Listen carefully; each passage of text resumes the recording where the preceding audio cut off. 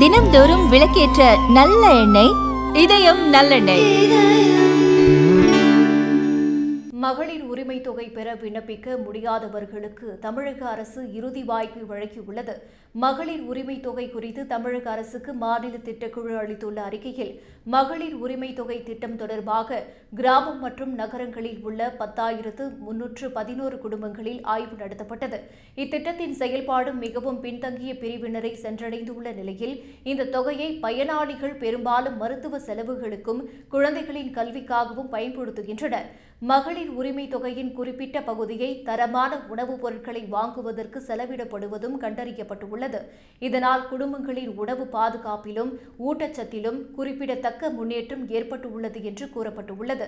இந்த திட்டம் மூலம் 1.16 கோடி பேர் பயனடைந்து வரும் நிலையில், உரிமை தொகை கிடைக்காத பெண்கள் அரசு மீது அதிருப்தியில் இருப்பதால் அடுத்த ஆண்டு நடைபெறவுள்ள சட்டமன்ற தேர்தலை கருத்தில் கொண்டு கூடுதலாக பலருக்கு உரிமை தொகை வழங்க திமுக அரசு திட்டமிட்டுள்ளது.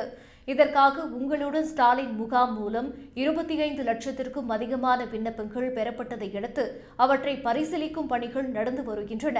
தகுதி உள்ளவர்களுக்கு டிசம்பர் 15 முதல் உரிமை தொகை விடுவிக்கப்பட உள்ளது.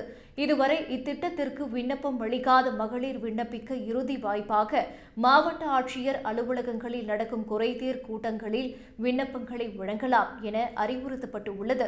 2025-26 ஆண்டுக்கான பட்ஜெட்டில் மகளிர் உரிமை தொகை திட்டத்திற்காக தமிழ்நாடு அரசு 13,807 கோடி ரூபாயை ஒதுக்கியுள்ள நிலையில், மேலும் பயனாளர்களை அதிகரிப்பதால் தமிழகத்தின் நிதி சுமை அதிகரிக்க வாய்ப்புள்ளது.